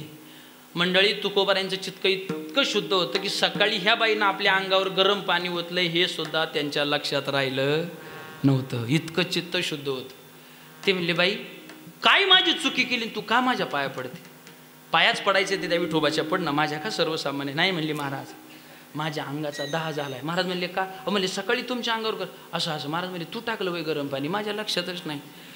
तुकोबारायांनी मंदिरात विठोबाकडं पाहिलं. म्हणले का रे, तुला आमच्या दोघांच्या मध्ये भांडणात नाक खुपसायची काय गरज आहे का. कोण म्हणले, तुकोबाराय पांडुरंगाला म्हणतात. पांडुरंग त्यांच्याशी कनेक्ट होता ना. ते म्हणले महाराज ह्या बाईनं सकाळी तुमच्या अंगावर गरम पाणी ओतलंय म्हणून तिच्या अंगाचा दाह चालवलाय. म्हणले अंगावर पाणी ओतलंय ना माझ्या, मी बघन ना तिला काय करायचे, तुला काय शानपणा करायची गरज आहे. भगवान म्हणले बरोबर, तुम्ही गावकी बावकी घ्या बघून, काय घ्यानं पडलं म्हणले मला तरी नाही का. ती बाई म्हणली महाराज काही करा पण मला आता पर्याय सांगा, नाही तर संध्याकाळी बिना लाकडाचं माझा कार्यक्रम होण्याचे काय शक्यता, मरून जाईल मी. महाराज म्हणले एक काम कर, जिथं तू चौरंग टाकला होता ना, जिथं माझ्या अंगावर गरम पाणी ओतलं ना, तिथं अजून चिखल तसाच आहे. तो चिखल घे, तुझ्या अंगाला लाव, जा, तुझ्या अंगाचा दाह शांत होईल. धावत शोभा कासाराची बायको गेली. जी वाईट कृत्य करून ज्याचा चिखल झाला होता पाण्याचा ते घेतलं, तुकाराम तुकाराम तुकाराम म्हणून अख्ख्या अंगाला लावलं. तिचं अंग बर्फासारखं शांत झालं. ही खरं तर साधूची ताकद आहे महाराज, ही साधूची ताकद. आता हीच परिस्थिती जर आपल्या बाबतीत घडली असती याच्यावर सेपरेट विश्लेषण करायला पाहिजे आता नाही का. विठ्ठल विठ्ठल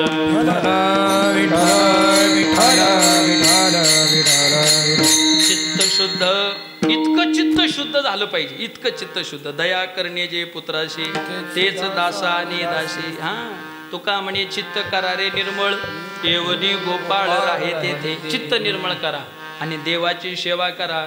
देवाची सेवा करा म्हणजे कशी, देवाची 3 प्रकारे सेवा करता. कायिक सेवा, वाचिक सेवा, मानसिक सेवा. मग तुकोबारायांनी सेवा वाचिक सांगितली अभंगाच्या 2ऱ्या चरणामध्ये. आवडी विठ्ठल गाई जे कांती, आवडी विठ्ठल गाई जे कांती, आवडी विठ्ठल गाई जे कांती, आवडी विठ्ठल गाई जे कांती, आवडी विठ्ठल गाई जे कांती, आवडी विठ्ठल गाई जे कांती, आवडी विठ्ठल गाई जे कांती, आवडी विठ्ठल गाई जे कांती. लभ्यते तेरा बगरा, लभ्यते तेरा बगरा, लभ्यते तिला बगरा, आवडी विठ्ठल गाई जे कांती, आवडी विठ्ठल गाई जे कांती.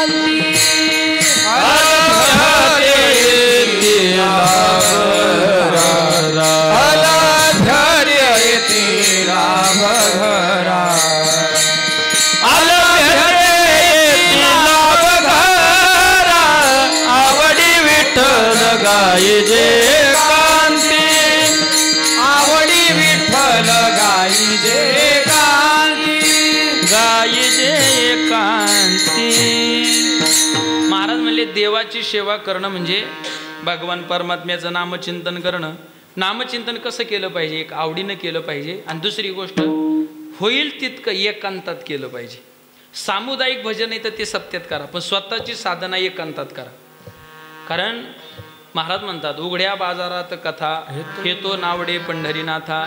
उघड्या बाजारात काही काही माणसं सवय लागली, काही काही माणसं ज्ञानेश्वरी वाचतात, पण कवा चौकात माणसं गोळा झाले मग अंगणात येऊन ज्ञानेश्वरी वाचतात. ते ज्ञानेश्वरीचा त्यांचा काही संबंध. 2 मित्र होते सांगतो तुम्हाला, आणि त्यातला एक असा दांभिक होता, त्याला भजन लोकांसमोर करायची लय सवय होती. मग चौकात लोक जमा झाली का तो ज्ञानेश्वरी वाचायला बसायचा. जोपर्यंत चौकातली गर्दी हटत नाही तर लोक चौकातून जात नाही तोपर्यंत मोठ्या मोठ्याने ज्ञानेश्वरी वाचायचं. मग काही लोक भावनिक असतात, ते चौकातली 2-4 जायची, त्याच्या पाया पडायची. त्याच्या गावातच गारा थोडासा लौकिक झाला, म्हणले अख्ख्या गावात फक्त एवढाच वाचणारा म्हणा. त्याचा मित्र लय हुशार होता. बापू त्यांनी ज्ञानेश्वरी वाचली का त्याच्या आत जी लाल खून असते ना, तो असं 20-25 पानं वाचायचं आणि पुढं ठेवायचं.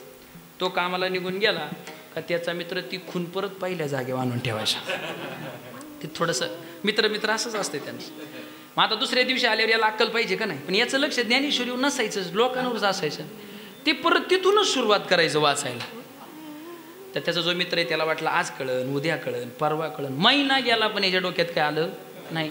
महिन्यांनी तोच कटाळला जातो. म्हणून त्याला म्हणला काय रे महिना झालं ज्ञानेश्वरी वाचतो, तुला ज्ञानेश्वरीचा काही अनुभव आलाय का नाही. म्हणलं आलाय ना. म्हणले काय. म्हणले ज्ञानेश्वरी ज्ञानोबांनी इतकी सुंदर लिहिली, अलौकिक लिहिली, अगदी इतकी लिहिली की माझ्या बुद्धिमत्तेच्या पलीकडे. ते म्हणले कसं काय. लईच भारी लिहिली, फक्त ज्ञानोबांची एक गोष्ट चुकली म्हणला. ते म्हणला काय चुकली. म्हणला त्याच ओव्या डबल लिहिल्यात म्हणला. आता तुम्ही सांगा ओव्या डबल झाल्या का याच्या अकलीची तपासणी करण्याची गरज आहे. याला म्हणायचं आवडीनं गायलं पाहिजे. भजनात सुद्धा तुमच्या प्रेम असलं पाहिजे. हा महाराज म्हणतात प्रेमाविन भजन नाकाविन मोती अर्थाविन पोथी वाचून का. भजनात प्रेम. मी म्हणतो लई रात्रभर भजन करण्यापेक्षा तासभरच करायचं, पण प्रेमाने करायचं. लय रात्रभर भजन करून एकमेकाला मारामारी परत टाळानी करण्यापेक्षा आपलं तासभरच करायचं, पण आनंदाने करायचं. विठ्ठल विठ्ठल विठ्ठल विठ्ठल विठ्ठल. म्हणून महाराज म्हणतात बाबांनो कसं भजन करायचं. आवडी विठ्ठल गायजे पण एकांती, आवडी अनंत आळ वावा आवडी अनंत आळ वावा आवडी अनंत आळ वावा आवडी अनंत आळ वावा आईचा बैसोनी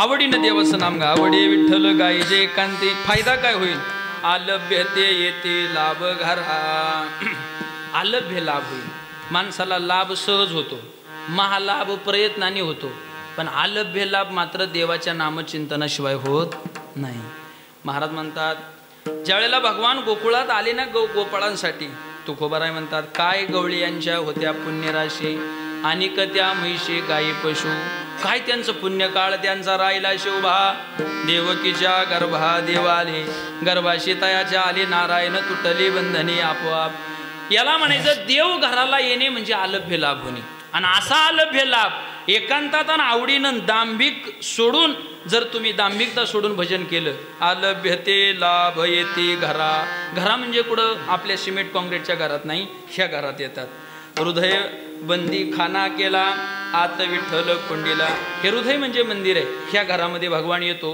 पण तो भगवान ह्या घरामध्ये यावा असं वाटत असेल तर महाराज म्हणले एवढा साधा जर जावाई घरी यायचा असेल ना तर किमान बाई दिवसातून 3 वेळा तो यायच्या आधी तरी फरशी पुसून घेते बरोबर आहे ना फरशी पुसील अंगण पुसील हा महाराज यायचा असेल तर तसाच बसवीन पण जावाई आल्यावर त्याला पुसलंच पाहिजे स्वच्छता करते खिडक्या वगैरे पडदे वगैरे टापटीपणा भांडी वगैरे व्यवस्थित त्याला कोणत्या आल्याच्या नंतर कशात पाणी द्यायचं जेवायला काय करायचं ते ताट जर आपल्या इकडं नसेल तर शेजारच्या बायकोन जाऊन आणील पाठ नसेल तर तू आणील चौरंग सगळी व्यवस्था जावं यायचं असेल तर घरी इतकी स्वच्छता आहे जगाचा चालक मालक जर हृदयात यायचा असेल तर स्वच्छता केली पाहिजे ना कारण हे हृदय म्हणजे आतमध्ये काय महाराज म्हणतात ओले मृत्तिकेचे मंदिर आत 6 जण मंदिर गोपा करिता ते पोखर याचा नका करू अंगीकार गा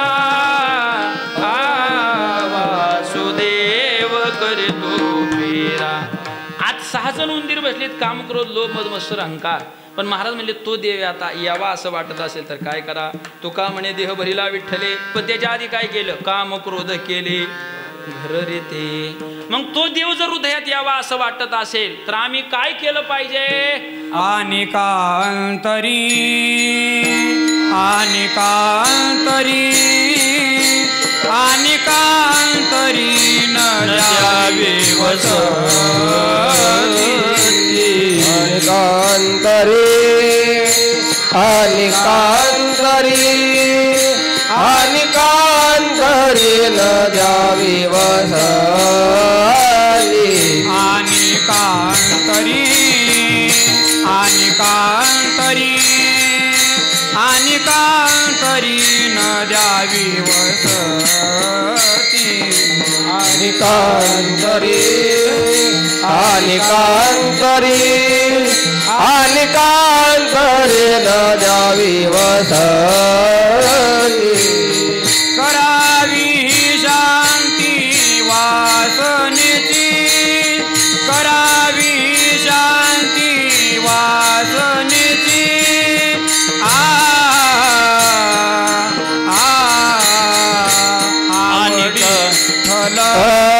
आवडी विठ्ठल आवडी विठ्ठल गाई जे काई आवडी विठ्ठल आवडी विठ्ठल आवडी विठ्ठल गाई जे काई विठोबार खुमाई विठोबार खुमाई विठोबार खुमाई विठोबा रखुमाई विठोबा रखुमाई रखुमाई विठोबा रखुमाई विठोबा रखुमाई विठोबा रखुमाई विठोबा रखुमाई विठोबा रखुमाई विठोबा रखुमाई विठोबा रखुमाई विठोबा रखुमाई विठोबा रखुमाई विठोबा रखुमाई विठोबा रखुमाई विठोबा रखुमाई विठोबा रखुमाई विठोबा रखुमाई विठोबा रखुमाई विठोबा रखुमाई विठोबा रखुमाई विठोबा रखुमाई देव जर हृदयात यावा असं वाटत असेल तर एक काम करा, अनेकांतरीन द्यावी वसती. कोणाला आतमध्ये जागा देऊ नका. आणि ते जर सगळं तुम्ही मोकळं केलं तर देव हृदयात येऊन राहतो. आणि एक विशेष पथ्य पाळा, करावी ती शांती वासनेची. तुम्ही ज्ञानोबारांची आखी ज्ञानेश्वरी वाचली ना, का गाथा जरी वाचला तर कुठंच वास्तूची शांती करा असं तुकोबारांचं प्रमाण नाही आणि ज्ञानोबारांची ओवी नाही. पण वासनेची मात्र शांती करायला सांगितलं. माझं म्हणणं एक असं प्रामाणिक आहे, हे दगड मातीचं घर आहे. ही दगड माती निर्जीव वस्तू आहे, ती काय तुम्हाला त्रास देणार आहे. वास्तूची शांती करा अथवा करू नका, पण त्या वास्तूमध्ये जो राहणारा मालक आहे त्याच्या वासनेची मात्र शांती होणं गरजेचं आहे. मला 4 मजले बांधूनही 5व्याचे गज ज्या आरतीवरच काढले, त्या आरती वास्तूची नाही, मालकाच्या वासनेची शांती गरजेची आहे.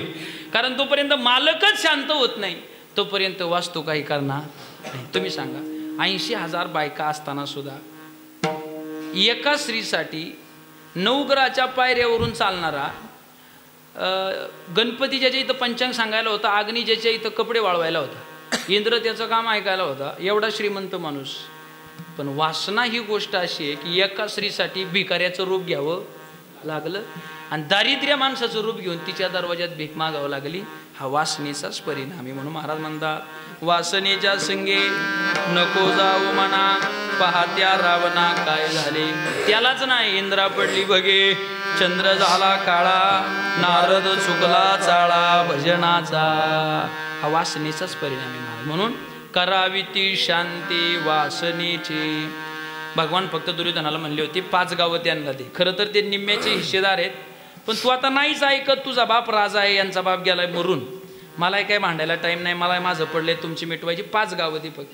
तो म्हणला ते सोयीच्या टोकावर बसतं एवढे देणार नाही. भगवान म्हणले बघून घेईन.